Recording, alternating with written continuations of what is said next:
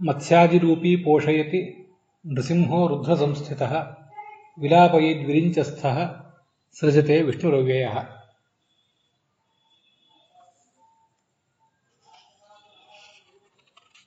ಅತೀತೇಷು ಭಾಗೇಷು ಸತ್ವಂ ರಜಸ್ತಮಃ ಇತಿ ಈ ತ್ರಯಃ ಗುಣಾಃ ಯಾಶ್ಚ ತಿಸ್ರಃ ಗತಯಃ ವರ್ತಂತೆ. ಅಪಿ ಚ ತ್ರಯಃ ಜೀವಾಃ ತ್ರಿವಿಧಾಃ ಜೀವಾಃ ನವವಿಧಾಃ ವಾ ಸಪ್ತವಿಂಶತಿವಿಧಾಃ ವಾ ಜೀವಾಃ ಮುಕ್ತಿಯೋಗ್ಯಾಃ ನಿತ್ಯಸಂಸಾರಿಣಃ ತಮೋಯೋಗ್ಯಾಶ್ಚ ಉತ್ಪದ್ಯಂತೆ ಸ್ವಾಶ್ಚ ಗತೀಃ ಭಜಂತೆ ತದೇತತ್ ಪ್ರತ್ಯಪಾದಿ. ಅಥ ಅಸ್ಮಿನ್ ದ್ವಿತೀಯೇ ಸ್ಕಂಧೆ ದಶಮೇ ಅಧ್ಯಾಯೇ 240ತಮೇ ಶ್ಲೋಕೆ ಎರಡನೇ ಸ್ಕಂದದ 10ನೇ ಅಧ್ಯಾಯದ 42ನೇ ಶ್ಲೋಕದಲ್ಲಿ ಯದಾ ಸಪ್ತಗುಣಸ್ಯ ರಜಸ್ತಮೋಭ್ಯಾಂ ಉಪಹಾನಿಃ ಭವತಿ ತದಾ ಸತ್ವಂ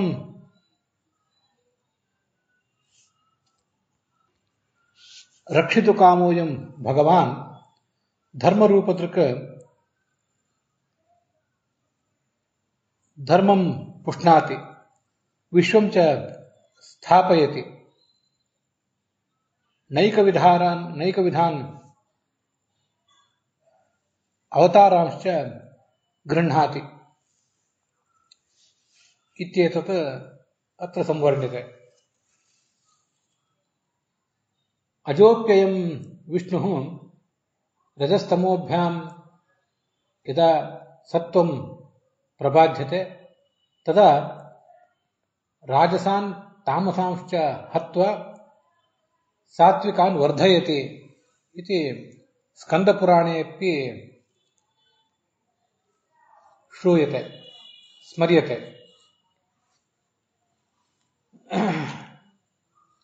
ಸಾತ್ವಿಕರು, ರಾಜಸರು, ತಾಮಸರು ಅನ್ನುವ 3 ಗತಿಗಳ ಬಗ್ಗೆ ಈ ಹಿಂದೆ ನಾವು ನೋಡಿದ್ದೇವೆ.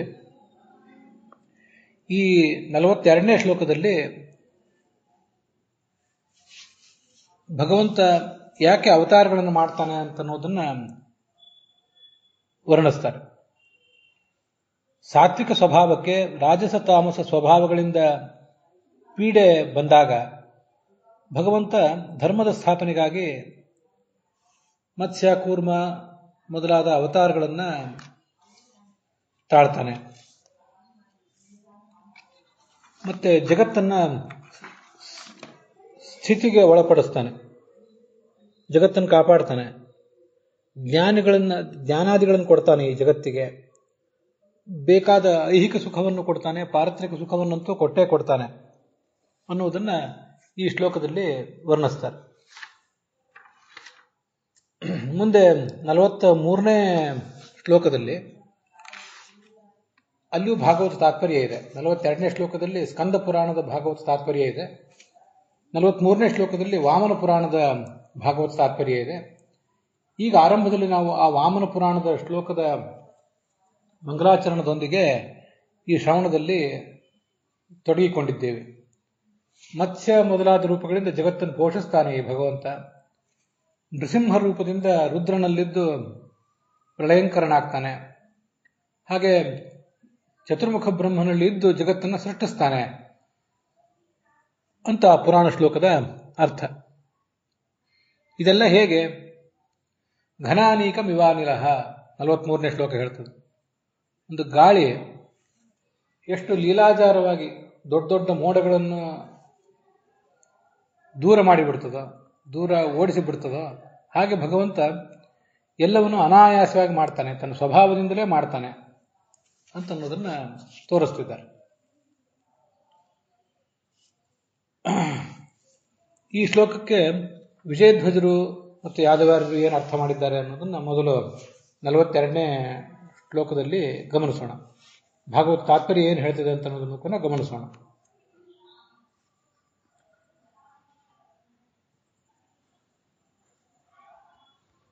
ಧಾತ ಅಂತ ಭಾಗವತದಲ್ಲಿ ಶಬ್ದ ಇದೆ. ಧಾತ ಅಂದರೆ ಪೋಷಣಾಧಿಕರ್ತ, ಪೋಷಣ ಮತ್ತೆಲ್ಲವನ್ನು ಅದನ್ನು ಧರಿಸುವುದು, ಪೋಷಣ ಮಾಡುವುದು, ಹೀಗೆ ಎಲ್ಲವನ್ನೂ ಮಾಡುವವನಾದ್ರಿಂದ ಅವನನ್ನು ಪೋಷಣಕರ್ತ ಅಂತಾರೆ. ವರ್ಣಾಶ್ರಮ ಧರ್ಮಗಳ ಪ್ರವರ್ತಕನೂ ಅವನೇ ಆಗಿದ್ದಾನೆ. ಅದಕ್ಕಾಗಿ ಅವನು ಧರ್ಮರೂಪ ದೃಕ್ ಅಂತ ಹೀಗೆ ವರ್ಣನೆ ಮಾಡ್ತಾರೆ.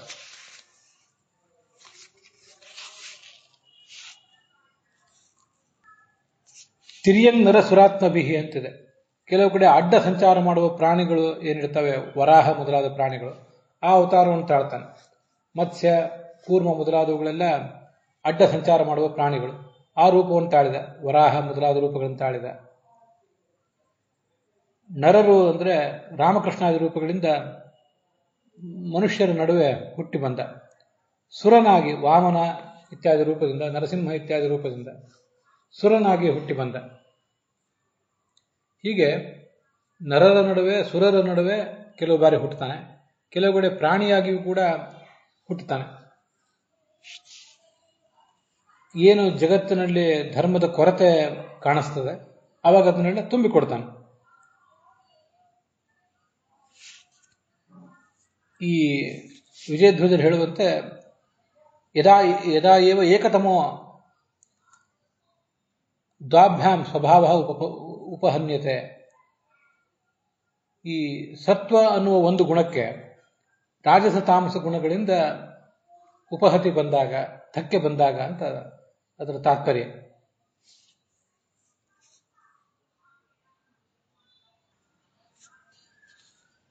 ಸತ್ವಗುಣಕ್ಕೆ ರಜಸ್ತಮೋ ಗುಣಗಳಿಂದ ಧಕ್ಕೆ ಬರುವುದು ಅಂದರೆ, ಸತ್ವಗುಣದ ಸ್ವಭಾವ ಇದ್ದವರು ಸಾತ್ವಿಕ ತಾಮಸರು, ಸಾತ್ವಿಕ ರಾಜಸರು, ಸಾತ್ವಿಕರು ಅಂತ ಏನಿದ್ದಾರೆ ಅವರಿಗೆ, ಹಾಗೆ ರಾಜಸ ಸಾತ್ವಿಕರು ಅಂತ ಏನಿದ್ದಾರೆ ಅವರನ್ನು ತಗೊಳ್ಬೇಕು. ಮುಕ್ತಿಯೋಗ್ಯರಾದವರು ಒಟ್ಟು 4 ಅಂತ ಅನ್ನೋದನ್ನು ನಾವು ಈ ಹಿಂದೆ ನೋಡಿದ್ದೇವೆ. ವಿಭಾಗಗಳು 9 ಆದಾಗ ಮುಕ್ತಿಯೋಗ್ಯರು 4, ವಿಭಾಗಗಳು 27 ಆದಾಗ ಮುಕ್ತಿಯೋಗ್ಯರು 10 ಜನ. ವಿಜಯಧ್ವಜರ ವ್ಯಾಖ್ಯಾನದಲ್ಲಿ ಅದು ಕಾಣಿಸೋದಿಲ್ಲ, ಆದರೆ ಯಾದವಾರ್ಯರ ವ್ಯಾಖ್ಯಾನದಲ್ಲಿ ಆ ವಿಷಯನೂ ಬಂದಿದೆ. ಮುಕ್ತಿಯೋಗ್ಯರಾದವರು ಒಟ್ಟು ಸಾತ್ವಿಕರು ಇದ್ದಾರಲ್ಲ, ಅವರಲ್ಲಿ ಸಾತ್ವಿಕರು, ಸಾತ್ವಿಕ ರಾಜಸರು, ಸಾತ್ವಿಕ ತಾಮಸರಿದ್ದಾರೆ. ಇದಂ ಉಪಲಕ್ಷಣಂ, ಹೆಚ್ಚಿಂದನ್ನು ಇಟ್ಕೋಬೇಕು ಅಂತ ಹೇಳ್ತಾರೆ ಯಾದವಾರ್ಯರು. ರಾಜಸ ಸಾತ್ವಿಕರು ಮನುಷ್ಯ ಉತ್ತಮರೇನಿದ್ದಾರೆ ಅವರನ್ನು ತಗೊಳ್ಬೇಕು. ಇವರಿಗೇನಾದರೂ ಧಕ್ಕೆ ಬಂದಾಗ ಆ ಭಗವಂತ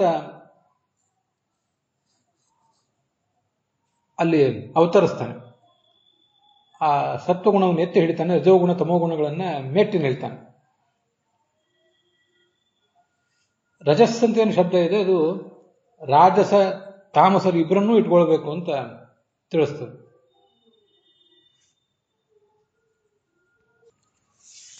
ನಾನು ಹೇಳುವಾಗ ಸ್ವಲ್ಪ ವ್ಯತ್ಯಾಸ ಮಾಡಿದೆ.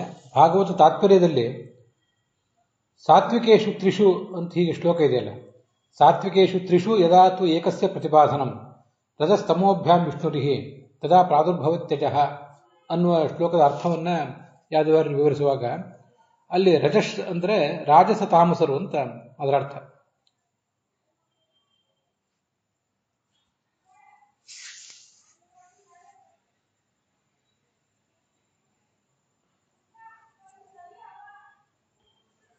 ರಾಜಸರು ತಾಮಸರು ಅಂತ ಪ್ರತ್ಯೇಕವಾಗಿ ಅಲ್ಲ, ರಾಜಸ ತಾಮಸ ಅನ್ನುವ ಒಂದು ವಿಭಾಗ ಅಂತ ಅದರ ತಾತ್ಪರ್ಯ. ಹಾಗಾಗಿ ರಜಸ್ತಮೋಭ್ಯಾಂ, ರಜೋಗುಣ ತಮೋಗುಣಗಳಿಂದ ಧಕ್ಕೆ ಬರುವುದು. ರಜೋಗುಣ ತಮೋಗುಣಗಳಿಂದ ಅಂದರೆ ತಮಶಬ್ದ 3 ವಿಧವಾದ ತಾಮಸರನ್ನು ಹೇಳ್ತದೆ. ತಾಮಸ ಸಾತ್ವಿಕರನ್ನ, ತಾಮಸ ರಾಜಸರನ್ನ, ಹಾಗೆ ತಾಮಸರನ್ನು ಕೂಡ ಅದು ಹೇಳ್ತದೆ. ಈ ಮೂವರಿಂದ ಮತ್ತು ರಾಜಸ ತಾಮಸರಿಂದ, ರಾಜಸ ಅನ್ನುವ ವಿಭಾಗದಲ್ಲಿ ಕೊನೆಯದೊಂದು ವಿಭಾಗ ಇದೆಯಲ್ಲ, ಹೀಗೆ ಒಟ್ಟು 4 ವಿಭಾಗಗಳು.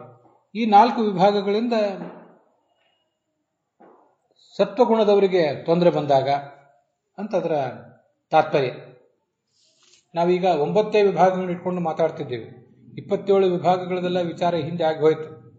ಈ 9 ವಿಭಾಗಗಳಲ್ಲಿ ಕೊನೆಯ 4 ವಿಭಾಗ ಏನಿದೆ,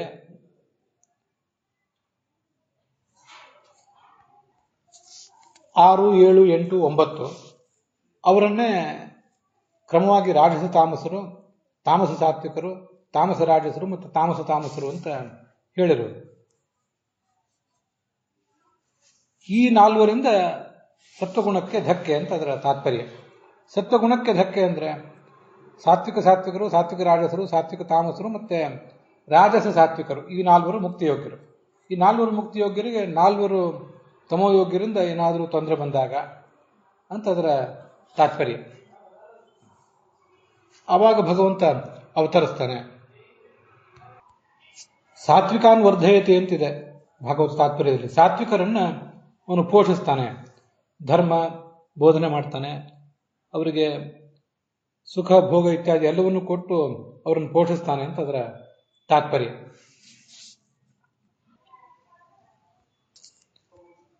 ರಾಜಸಾನ್ ತಾಮಸಾನ್ ಹತ್ವ ಅಂತಿದೆ ಅಲ್ಲಿ ಸ್ಕಂದ ಪುರಾಣದಲ್ಲಿ. ರಾಜಸರನ್ನು ತಾಮಸರನ್ನು ಕೊಂದು ಹಾಕ್ತಾನೆ ಅಂತ. ಅಲ್ಲಿ ರಾಜಸರು ಅಂದ್ರೆ ರಾಜಸ ತಾಮಸರು, ಹಾಗೆ ತಾಮಸರು ಅಂದ್ರೆ ತಾಮಸ ಸಾತ್ವಿಕರು, ತಾಮಸ ರಾಜಸರು ಮತ್ತು ತಾಮಸ ತಾಮಸರು.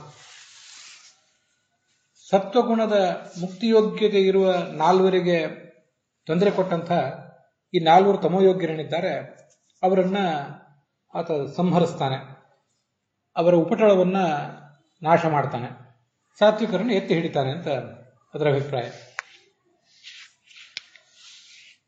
ಸಾತ್ವಿಕೇಶು ತ್ರಿಷು, ಸಾತ್ವಿಕರೇ 3 ಜನ ಇದ್ದಾರಲ್ಲ, ಸಾತ್ವಿಕ ಸಾತ್ವಿಕರು, ಸಾತ್ವಿಕ ರಾಜಸರು, ಸಾತ್ವಿಕ ತಾಮಸರು. ಹಾಗೆ ಇನ್ನೊಂದು ಹೆಚ್ಚಿಗೆ ನಾವು ಇಟ್ಕೊಳ್ಬೇಕು, ರಾಜಸ ಸಾತ್ವಿಕರು ಅಂತ ಮುಕ್ತಿಯೋಗ್ಯರಾದ ಮನುಷ್ಯೋತ್ತಮರು.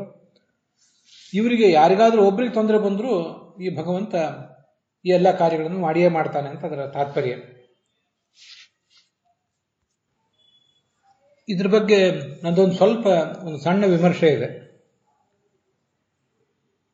ಭಾಗವತದಲ್ಲಿ ದ್ವಾಭ್ಯಾಂ ಏಕತಮೋ ಭಾವ ಉಪಹನ್ಯತೆ, ರಜೋಗುಣ ತಮೋಗುಣದಿಂದ ಸತ್ವಗುಣಕ್ಕೆ ಧಕ್ಕೆ ಅಂತ. ಹಾಗೆ ಭಾಗವತ ತಾತ್ಪರ್ಯದಲ್ಲೂ ಹಾಗೇ ಇದೆ, ರಜಸ್ತಮೋಭ್ಯಾಂ, ರಜಸ್ತಮ ಗುಣಗಳಿಂದ ಪ್ರತಿಬಾಧ ಅಂತ. ಹಾಗಾದ್ರೆ ಈ ನಾವೆಲ್ಲ ಇಲ್ಲಿ ರಜೋಗುಣ ತಮೋಗುಣ ಎಂಬುದರಿಂದ ಶಬ್ದದಿಂದ ಇಟ್ಕೊಂಡದ್ದು ಮುಕ್ತಿ ಅಯೋಗ್ಯರಾದ ತಮೋಯೋಗ್ಯರಾದ ರಾಜಸ ತಾಮಸರನ್ನ, ಹಾಗೆ ತಾಮಸರ 3 ಪ್ರಭೇದಗಳನ್ನು. ರಾಜಸರು ಅಂತ ಒಂದು ವಿಭಾಗ ಇದೆಯಲ್ಲ, ನಿತ್ಯ ಸಂಸಾರಿಗಳಾದವರ ವಿಭಾಗ, ಅದ್ರ ಬಗ್ಗೆ ಇಲ್ಲೇನು ಬರಲಿಲ್ಲ. ಆದರೆ ಕೆಲವು ಬಾರಿ ಆ ನಿತ್ಯ ಸಂಸಾರಿಗಳಾದಂಥ ರಾಜಸರಿಂದಲೂ ಕೂಡ ಸತ್ವಗುಣಕ್ಕೆ ಒಂದಿಷ್ಟು ಧಕ್ಕೆ ಬರಬಹುದು ಅನ್ನೋದನ್ನ ಸ್ವಲ್ಪ ಇಲ್ಲಿ ನನಗೆ ಹೇಳಬೇಕು ಅಂತ ಕಾಣಿಸ್ತದೆ. ನಾವು ಈ ಹಿಂದೆ ನೋಡಿದ್ದೇವೆ, ಮುಕ್ತಿ ಯೋಗ್ಯತೆ ಇದ್ದವರು ಕ್ರಮವಾಗಿ ಭಗವಂತನಲ್ಲಿ ಭಕ್ತಿಯನ್ನು ಹೆಚ್ಚು ಮಾಡ್ತಾ ಹೋಗ್ತಾರೆ. ಮನುಷ್ಯೋತ್ತಮರು ಕಿಂಚಿತ್ ಭಕ್ತಿಯುತಾಹ, ಅವರು ರಾಜಸ ಸಾತ್ವಿಕರು. ಅವ್ರಿಗಿಂತ ಹೆಚ್ಚು ಈ ಪಿತೃ ಗಂಧರ್ವ ಮೊದಲಾದವರು, ಅವ್ರಿಗಿಂತ ಹೆಚ್ಚು ಮುನಿಗಳು, ಅವ್ರಿಗಿಂತ ಹೆಚ್ಚು ದೇವತೆಗಳು ಅಂತೆಲ್ಲ ನೋಡ್ತಾ ಬಂದಿದ್ದೇವೆ. ಇವರು ಹೀಗೇನು ಭಕ್ತಿಯನ್ನು ಮಾಡ್ತಾರೆ, ಶ್ರವಣ ಮನನ ಧ್ಯಾನ ಅನ್ನುವಂತಹ ಬ್ರಹ್ಮಜಿಜ್ಞಾಸ ಮಾಡ್ತಾರೆ. ಆ ಬ್ರಹ್ಮಜಿಜ್ಞಾಸೆಗೆ ಪೂರಕವಾದಂತಹ ವಾತಾವರಣ ಇರಬೇಕಾಗ್ತದೆ. ಸಾಮಾನ್ಯವಾಗಿ ದೇವತೆಗಳಿಗೆ ಅವರು ತಮ್ಮ ಸಾಧನೆಯಲ್ಲೇ ಮುಳುಗಿರ್ತಾರೆ, ಈ ಹಿಂದೆ ಬಹಳ ದೀರ್ಘಕಾಲದ ಸಾಧನೆಯನ್ನು ಮಾಡಿರ್ತಾರೆ. ಆದ್ದರಿಂದ ಅವರ ಶ್ರವಣ ಮನನ ಧ್ಯಾನ ರೂಪವಾದ ಜಿಜ್ಞಾಸೆಗೆ, ಅವರ ಜ್ಞಾನ ಯಜ್ಞ ದ್ರವ್ಯ ಯಜ್ಞಗಳಿಗೆ ಹೆಚ್ಚೇನು ಬೇರೆಯವರಿಂದ ಧಕ್ಕೆ ಬರೋದಿಲ್ಲ. ಬರ್ತದೆ, ದೈತ್ಯರು ಅವ್ರ ಮೇಲೂ ಅವ್ರ ಮೇಲೂ ಯುದ್ಧ ಸಾರ್ತಾರೆ, ಆಕ್ರಮಣ ಮಾಡ್ತಾರೆ. ಅದೆಲ್ಲ ಬೃಹದಾರಣ್ಯಕ ಮತ್ತು ಛಾಂದೋಗ್ಯ ಮೊದಲಾದ ಕಡೆ ಆ ವಿಷಯ ಬಂದೇ ಇದೆ. ಛಾಂದೋಗ್ಯದಲ್ಲಿ 1ನೇ ಅಧ್ಯಾಯದಲ್ಲಿ ದೇವಾಸುರಾಹವೈ ಯತ್ರ ಸಂಯೇತಿರ ಉಭಯೇ ಪ್ರಾಜಾಪತ್ಯಾಹ ತದ್ಧ ದೇವಾಹ ಉದ್ಗೀತಮಾಜಹೃಹು ಅನಯನೇನಾನ್ ಅಭಿಭವಿಷ್ಯಾಮ ಇತಿ. ದೇವತೆಗಳು ಮತ್ತು ಅಸುರರ ನಡುವೆ ಯುದ್ಧದ ಪ್ರಸಂಗ ಬಂದಾಗ ದೇವತೆಗಳು ಉದ್ಗೀತ ನಾಮಕನಾದ ಭಗವಂತನನ್ನು ಉಪಾಸಿಸಿದರಂತೆ. ಆ ಉದ್ಗೀತ ನಾಮಕನಾದ ಭಗವಂತನ ಉಪಾಸನೆಯನ್ನು ಮುಖ್ಯ ಪ್ರಾಣ ಎಂಬ ಪ್ರತೀಕದಲ್ಲಿ ಅವರು ಮಾಡಿದರು. ಅದಕ್ಕಿಂತ ಮುಂಚೆ ಮುಖ್ಯ ಪ್ರಾಣನ ಪುತ್ರ ಮತ್ತೊಬ್ಬ ಪ್ರಾಣ ಇದ್ದಾನೆ, ಅವನನ್ನು ಅಧಿಷ್ಠಾನವನ್ನಾಗಿ ಇಟ್ಕೊಂಡು ಉಪಾಸನೆ ಮಾಡಿದರು. ಆದರೆ ಅಸುರಾಹ ಪಾಪನ ವಿವಿಧು, ಆ ದೇವತೆಗಳು ಮಾಡುವ ಉಪಾಸನೆಯನ್ನು ದೈತ್ಯರು ಹಾಳುಗೆಡವಿದರು ಅಂತ ಬರ್ತದೆ. ಮುಂದೆ ವಾಗಭಿಮಾನಿಯಾದ ಅಗ್ನಿಯ ಅಧಿಷ್ಠಾನದಲ್ಲಿ ಭಗವಂತನನ್ನು ಉಪಾಸನೆ ಮಾಡಿದರು. ಅದನ್ನೂ ದೇವತೆಗಳು ಮಾಡಿದ ಉಪಾಸನೆಯನ್ನು ದೈತ್ಯರು ಹಾಳುಗೆಡವಿದರು. ಚಕ್ಷುರಾಭಿಮಾನಿಯಾದ ಸೂರ್ಯನಲ್ಲಿ ಮಾಡಿದ ಉಪಾಸನೆಯನ್ನು ಹಾಳುಗೆಡವಿದರು ಅಂತ ಹೀಗೆಲ್ಲ ಬರ್ತದೆ. ಹೀಗೆ ದೈತ್ಯರು ಮಾಡುವ ಉಪಾಸನೆಗೂ ದೇವತೆಗಳು ಮಾಡುವ ಉಪಾಸನೆಗೂ ದೈತ್ಯರು ಅನೇಕ ಬಾರಿ ಧಕ್ಕೆ ತರೋದು ತಂದೆ ತರ್ತಿರ್ತಾರೆ.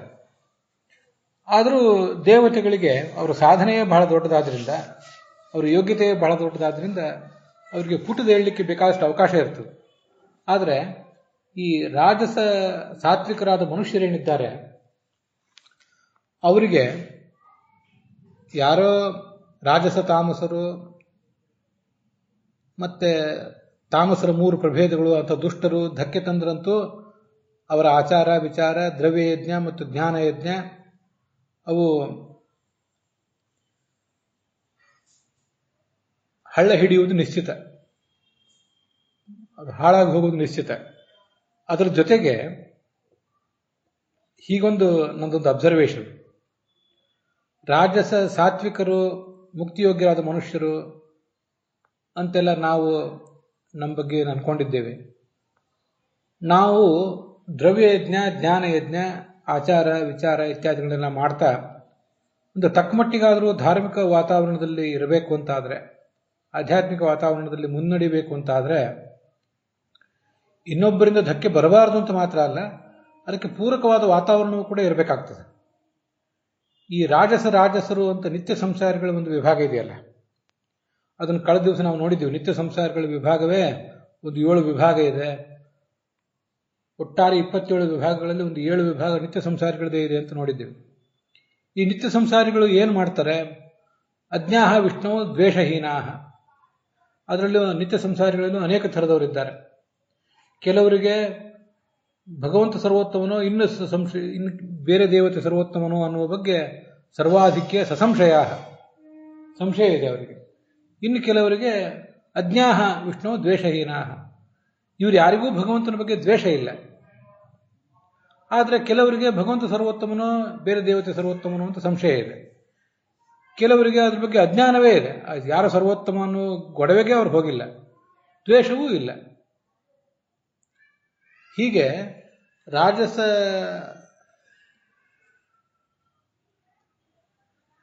ತಾಮಸರಲ್ಲೇ ಒಂದು ವಿಭಾಗ ಅದು ಅಜ್ಞರು ಮತ್ತೆ ದ್ವೇಷಹೀನರು ಅಂತ ಗೀತಾ ತಾತ್ಪರ್ಯ ಅವರನ್ನ ಹೇಳಿದೆ.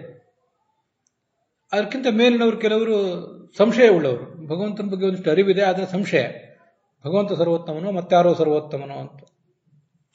ಹೀಗೆಲ್ಲ ಇವರೇನು ಇರ್ತಾರಲ್ಲ, ಅಂಥವ್ರ ಸಂಪರ್ಕಕ್ಕೆ ನಾವು ಬಂದಾಗ ಅವರು ನಮಗೆ ನಮ್ಮ ಉಪಾಸನೆಗೆ, ನಮ್ಮ ಜ್ಞಾನಯಜ್ಞ ದ್ರವ್ಯಯಜ್ಞಕ್ಕೆ ಅವರು ಧಕ್ಕೆ ಏನು ತರೋದಿಲ್ಲ.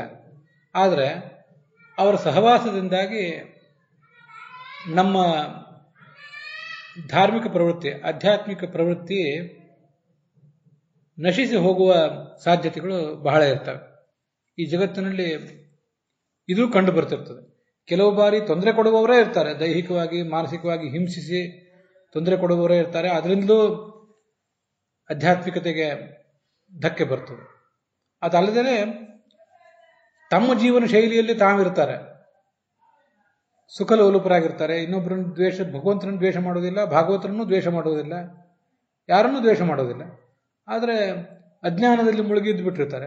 ಕೆಲವರಿಗೆ ಸಂಶಯ. ಅಂಥವ್ರನ್ನೆಲ್ಲ ನೋಡಿದಾಗ ನಾವು ಯಾಕೆ ಸುಖಲೋಲುಪರಾಗಿರಬಾರದು? ಪ್ರಾಪಂಚಿಕ ಸುಖ ಭೋಗಗಳನ್ನ ಸಾಧ್ಯವಾದಷ್ಟು ಅನುಭವಿಸಿ ಅದರಲ್ಲೇ ಯಾಕೆ ನಾವು ಮುಂದುವರಿಬಾರದು ಅಂತ ಮನುಷ್ಯನ ಮನಸ್ಸು ಬಹಳ ಸಂವೇದನಾಶೀಲ, ಬಹಳ ಸೂಕ್ಷ್ಮ. ಅದು ಇವರನ್ನು ನೋಡಿದಾಗ ಹೀಗನ್ನಿಸ್ತದೆ, ಅವ್ರನ್ನ ನೋಡಿದಾಗ ಹಾಗನ್ನಿಸ್ತದೆ.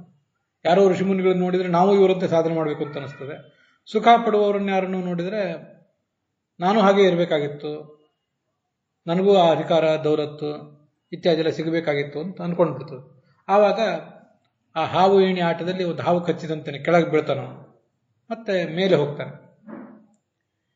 ಹೀಗೆ ಹಾವು ಕಚ್ಚುವುದು ಅಂದರೆ, ಹಾವು ಅನ್ನೋದಕ್ಕೆ ಋಗ್ಭಾಷ್ಯ ಮೊದಲಾದ ಕಡೆ ಅಹಿ ಅಂದರೆ ಸಂಶಯದ ಒಂದು ಪ್ರತಿರೂಪನಾದ ಒಬ್ಬ ದೈತ್ಯ ಇದ್ದಾನೆ, ಸಂಶಯದ ಅಭಿಮಾನಿಯಾದ ದೈತ್ಯ ಅಂತ ವರ್ಣನೆ ಮಾಡಿದ್ದಾರೆ. ಸಂಶಯಗಳು ನಮ್ಮನ್ನು, ಅಧ್ಯಾತ್ಮದ ಬಗ್ಗೆ ಸಂಶಯಗಳು ನಮ್ಮನ್ನು ಕಚ್ಚುತ್ತವೆ. ಹಾಗೆ ಕಚ್ಚಿದಾಗ ನಾವು ಕೆಳಗೆ ಇಳಿದು ಬಿಡಬೇಕಾಗ್ತದೆ. ಈ ಹಾವು ಏಣಿ ಆಟದಲ್ಲಿ ಕೆಳಗೆ ಇಳಿದು ಬಿಡಬೇಕಾಗ್ತದೆ.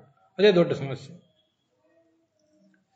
ಹೀಗೆ ಕೆಲವರು ನೇರವಾಗಿ ಧಕ್ಕೆನೇ ತರ್ತಾರೆ, ಕೆಲವರು ತಮ್ಮ ವರ್ತನೆಗಳ ಮೂಲಕ ನಾವು ಸಂಶಯ ಬರುವಂತೆ ಮಾಡ್ತಾರೆ. ಅವರು ತಾವೂ ಸದ್ಗತಿಗೆ ಹೋಗೋದಿಲ್ಲ. ಯಾಕೆಂದ್ರೆ ಅವರು ಭಗವಂತನನ್ನು ದ್ವೇಷ ಮಾಡಲಿಲ್ಲ. ಈ ಹಿಂದೆ ಅದನ್ನು ನಾವು ನೋಡಿದ್ದೇವೆ. ದ್ವೇಷ ಮಾಡಲಿಲ್ಲ, ಅದರಿಂದ ಭಗವಂತನ ಬಳಿಗೆ ಹೋಗುವುದೇ ಇಲ್ಲ. ಅಧ್ಯಾತ್ಮ ಅವರಿಗೆ ಬೇಕಾಗೇ ಇರೋದಿಲ್ಲ. ಒಂದಿಷ್ಟು ಪುಣ್ಯ ಮಾಡ್ತಾರೆ, ಸ್ವರ್ಗಕ್ಕೆ ಹೋಗ್ತಾರೆ, ಒಂದಿಷ್ಟು ಪಾಪ ಮಾಡ್ತಾರೆ, ನರಕಕ್ಕೆ ಹೋಗ್ತಾರೆ, ಮತ್ತೆ ಮರಳಿ ಬರ್ತಾರೆ. ಹೀಗೆ ಹುಟ್ಟು ಸಾವು, ಪುನರಪಿ ಜನನಂ ಪುನರಪಿ ಮರಣಂ ಅಂತ ಅವ್ರದ್ದು ಉದ್ದಕ್ಕೆ ನಡೆದೇ ಇರ್ತದೆ. ತಾವಂತೂ ಭಗವಂತನನ್ನು ದ್ವೇಷ ಮಾಡದ ಕಾರಣಕ್ಕಾಗಿ ದುರ್ಗತಿಗೆ ಹೋಗೋದಿಲ್ಲ, ಭಗವಂತನನ್ನು ಭಕ್ತಿಯನ್ನು ಮಾಡದ ಕಾರಣಕ್ಕಾಗಿ ಸದ್ಗತಿಯನ್ನೂ ಪಡೆಯೋದಿಲ್ಲ. ಅವರನ್ನು ನೋಡಿ ಈ ರಾಜಸ ತಾಮಸರು ಅನ್ನುವಂಥ ದುರ್ಬಲ ಮನಸ್ಸಿನ ಜನ ಏನಿರ್ತಾರೆ, ಅಲ್ಪವೇದಿಗಳಾದವರು, ಬಹಳ ತಿಳ್ಕೊಂಡಿಲ್ಲ, ಶ್ರವಣ ಮನನಗಳ ಪಕ್ವತೆ ಇನ್ನೂ ಇಲ್ಲ, ಧ್ಯಾನದ ಪಕ್ವತೆ ಇಲ್ಲ, ಕಾಲದ ಪ್ರಾಬಲ್ಯ ಬೇರೆ, ಕಾಲ ಕರ್ಮ ತಮೋರುದ್ಧಂ, ಕಲಿಕಾಲದ ಪ್ರಭಾವ, ತಮೋಗುಣ, ನಾವು ಮಾಡಿದ ಪ್ರಾರಬ್ಧ ಕರ್ಮಗಳು, ಇದಕ್ಕೆಲ್ಲ ಬಲಿಯಾಗಿ ಈ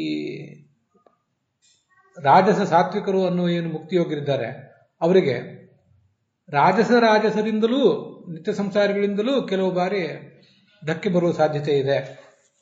ಆದ್ದರಿಂದ ಧಕ್ಕೆ ತರುವವರು ಕೇವಲ 4 ತಮೋಯೋಗ್ಯರು ಮಾತ್ರ ಅಂತ ಭಾವಿಸಬೇಕಾಗಿಲ್ಲ ಅಂತ ನನ್ನದೊಂದು ಆಲೋಚನೆ.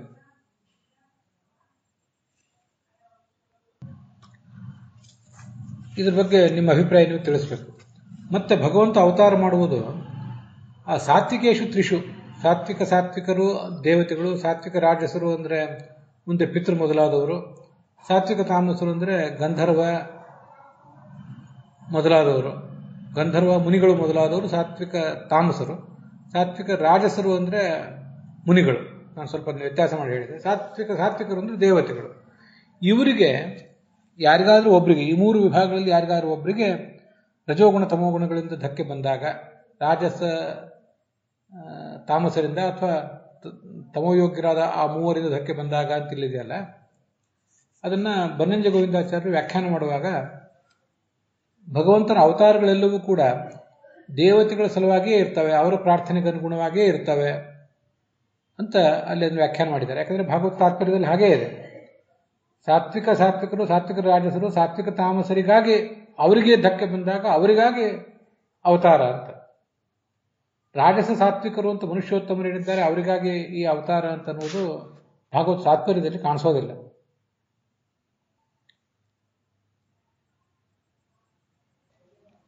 ಹಾಗಾಗಿ ದೇವತೆಗಳು, ಮುನಿಗಳು ಮತ್ತೆ ಪಿತೃಗಂಧರ್ವರು, ಈ 3ರ ಉದ್ಧಾರಕ್ಕಾಗಿ ಅವರ 3ರ ಪ್ರಾರ್ಥನೆಯಂತೆ ಭಗವಂತ ಅವತಾರ ಮಾಡ್ತಾನೆ. ರಾಜಸ ಸಾತ್ವಿಕರು ಅಂತ ಸಾಮಾನ್ಯ ಮಾನವರು ಏನಿದ್ದಾರೆ, ಮನುಷ್ಯೋತ್ತಮರು, ಅವರ ಪ್ರಾರ್ಥನೆಗೆ ಅನುಗುಣವಾಗಿ ಅವನು ಅವತಾರ ಮಾಡುವುದಿಲ್ಲ ಅಂತ ಒಂದು ಮಾತನ್ನ ಹೇಳಿದ್ದಾರೆ ಗೋವಿಂದಾಚಾರ್ಯ.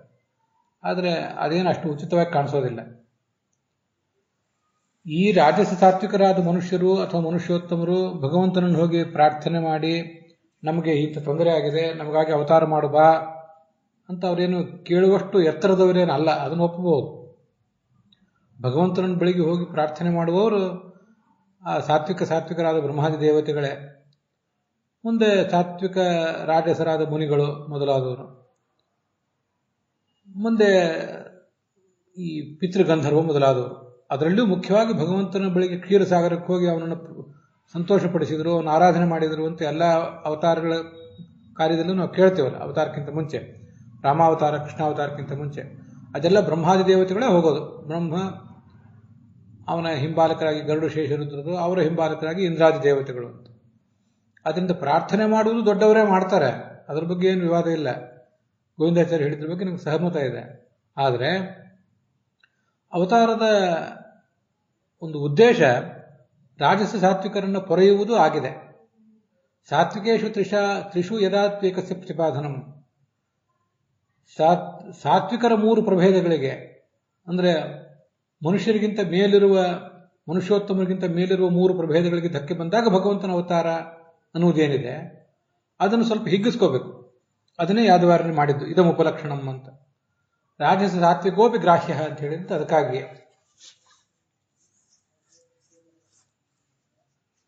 ರಾಜಸ ಸಾತ್ವಿಕರಿಗೆ ಧಕ್ಕೆ ಬಂದಾಗಲೂ ಭಗವಂತ ಅದನ್ನು ಗಮನಿಸ್ತಾನೆ. ಪ್ರಾರ್ಥನೆ ಮಾಡುವವರು ದೊಡ್ಡವರು ಮಾಡ್ತಾರೆ, ಯಾಕಂದ್ರೆ ಇವರಿಗೆ ಬಾಧೆ ಬಂದಿರೋದ್ರಿಂದ ಈ ರಾಜಸ ಸಾತ್ವಿಕರಿಗೆ ಪ್ರಾರ್ಥನೆ ಮಾಡಬೇಕು ಅನ್ನೋದು ತಿಳಿಯೋದಿಲ್ಲ. ಅಷ್ಟು ಮುಗ್ಧರಾಗಿರ್ತಾರೆ, ಅಷ್ಟು ಅಜ್ಞಾನಿಗಳಾಗಿರ್ತಾರೆ ಇವರು. ಇವ್ರ ಸಲುವಾಗಿ ಅವರೇ ಪ್ರಾರ್ಥನೆ ಮಾಡ್ತಾರೆ.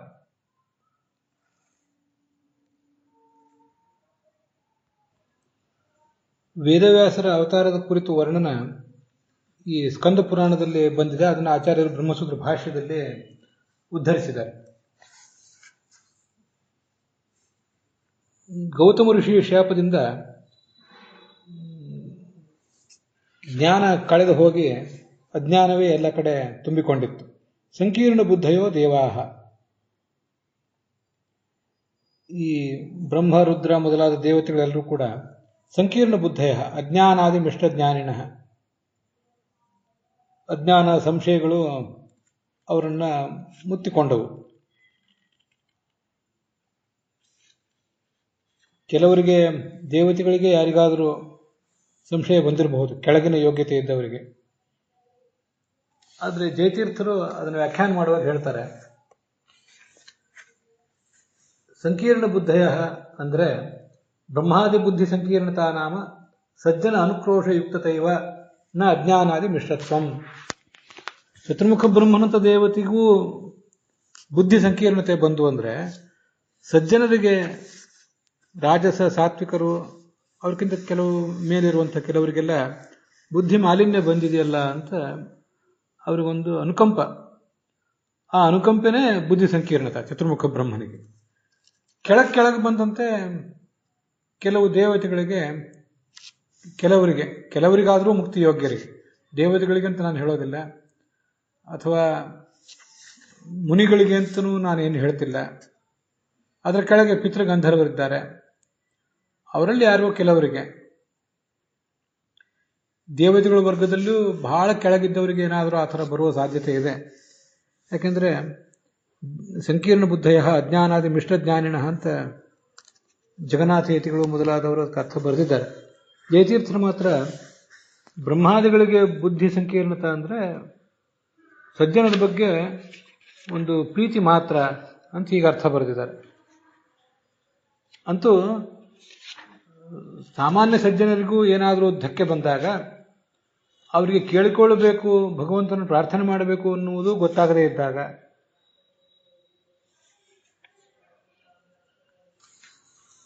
ಶತ್ರುಮುಖನಂತ ದೊಡ್ಡ ದೇವತೆಯೇ, ಜೀವೋತ್ತಮನಾದ ದೇವತೆಯೇ ಅಲ್ಲಿ ಮುಂದೆ ಹೋಗ್ತಾನೆ, ಭಗವಂತನ ಪ್ರಾರ್ಥನೆ ಮಾಡ್ತಾನೆ.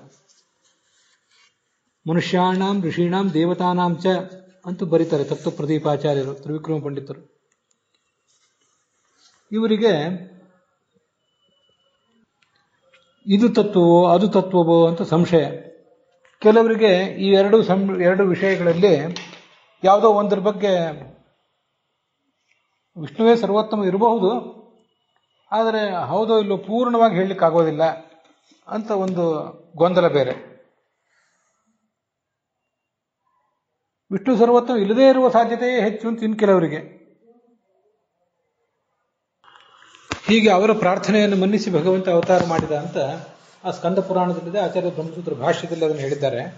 ಆದ್ದರಿಂದ ತ್ರಿಷು ಅಂತೇನು ಇಲ್ಲಿ ಬಂದಿದೆಯಲ್ಲ, ಅದನ್ನು 3 ಅಂತ ಬಹಳ ನಿರ್ದಿಷ್ಟವಾಗಿ ನಾವು ಭಾವಿಸುವುದು ಯೋಗ್ಯ ಅಲ್ಲ. 3 ಮತ್ತೊಂದು ಅವರೇ ರಾಜಸ ಸಾತ್ವಿಕರು ಅಂತಲೇ ತಿಳ್ಕೊಳ್ಬೇಕು. ಆದ್ದರಿಂದ ಭಗವಂತನ ಅವತಾರ ಸಾತ್ವಿಕರಿಗಾಗಿ, ಸಾತ್ವಿಕ ರಾಜಸರಿಗಾಗಿ, ಹಾಗೆ ಸಾತ್ವಿಕ ತಾಮಸರಿಗಾಗಿ, ಮತ್ತೆ ರಾಜಸ ಸಾತ್ವಿಕರಾಗಿಯೂ ಕೂಡ ಇರ್ತದೆ ಅಂತಲೇ ಭಾವಿಸಬೇಕು. ಅದು ವ್ಯಾಸಾವತಾರ ಇರಬಹುದು, ಮತ್ತೆ ಯಾವುದೇ ಅವತಾರ ಇರಬಹುದು. ಹೀಗೆ ನನಗದು ಕಾಣಿಸ್ತದೆ. ಸಂವರ್ಧಯತೆ ಅಂದರೆ ಭೋಗಗಳನ್ನು ಕೊಟ್ಟು ಜ್ಞಾನಭಕ್ತಿಯಾದಿಗಳನ್ನು ಕೊಟ್ಟು ಬೆಳೆಸ್ತಾನೆ. ಅಂತಂದ್ರೆ ತಾತ್ಪರ್ಯ. ಶ್ರೀಧರರು ಮೊದಲಾದವರ ವ್ಯಾಖ್ಯಾನ ನಮಗಿಲ್ಲಿ ಬೇಕಾಗಿಲ್ಲ. ಯಾವುದಾದ್ರೂ ಒಂದು ಗುಣ ಬೇರೆ ಎರಡು ಗುಣಗಳಿಂದ ಆಕ್ರಮಿಸಲ್ಪಟ್ಟಾಗ ಆಗ ಹಿಂದೆ ಹೇಳಿದ ಸಾತ್ವಿಕ, ರಾಜಸ, ತಾಮಸ ಮೂರು ಗುಣಗಳಲ್ಲಿ ಸಾತ್ವಿಕ ಮೊದಲಾದ ಮೂರು ಪ್ರಭೇದಗಳು ಹುಟ್ಟುತ್ತವೆ ಅಂತ ವ್ಯಾಖ್ಯಾನ ಇದೆ, ಅವ್ರದ್ದೆಲ್ಲ ವ್ಯಾಖ್ಯಾನ. ಆದರೆ ಈ ವ್ಯಾಖ್ಯಾನ ನಮಗೆ ಅಷ್ಟು ಸ್ವೀಕಾರಕ್ಕೆ ಯೋಗ್ಯ ಆಗೋದಿಲ್ಲ. ಮತ್ತು ಭಗವಂತ ಅವತಾರ ಮಾಡುವ ಸಂದರ್ಭ ಅವರ ವ್ಯಾಖ್ಯಾನಗಳಲ್ಲಿ ಕಾಣಿಸೋದಿಲ್ಲ. ಭಗವಂತ ಅವತಾರ ಮಾಡುವುದಕ್ಕೆ ಹಿನ್ನೆಲೆ ಅದು.